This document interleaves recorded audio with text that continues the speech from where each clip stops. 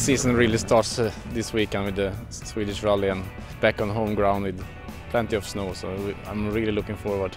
A lot of people ask me, excited about back in the WRC, excited about going to Sweden, and yeah, no, for sure you are, but once you actually get here, you jump in the car, it's white, snow everywhere, and you go in the first run in the test stage, you remember exactly why you enjoy this. It's great.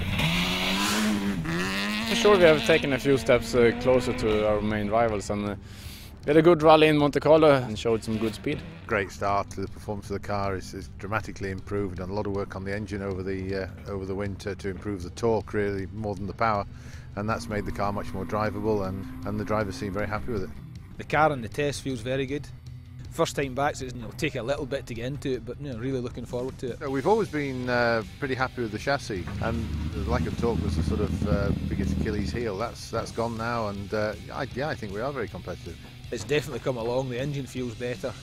Engine always feels good in Sweden, but for sure the torque's improved a lot. The mid-range, which is where we were lacking.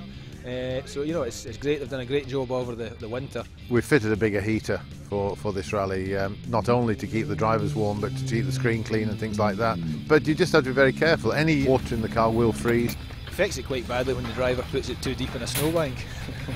No, I think it's the temperature. I think on the rally that PJ did on Saturday there as a test, it was down to -35.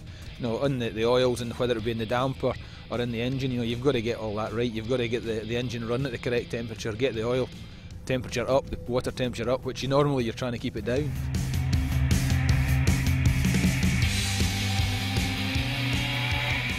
As we see here, we have proper ice conditions underneath the snow. The problem is you have to get the snow away before you get the grip. Grip! No grip. The front tires you get grip, but the problem is to keep the rear in the line and get the traction. It's very, very easy to push a little bit too hard, and then you have the rear end in the loose snow and there is no grip at all. Yeah, just go as mad as possible. That's the best. That's my tactic. Then we will see what others do.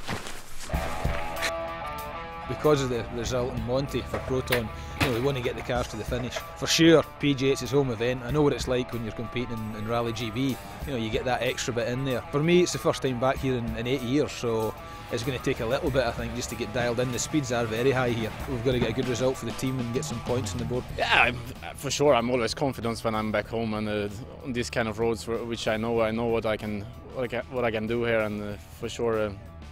It was good to see that we were so close to the main rivals in Norway as we were last weekend, and I know it's we need to be a step higher up on the level to be competitive and maybe challenge them on stage. If we can keep a decent speed, I think we can be right at the top at the end if we don't get any problems.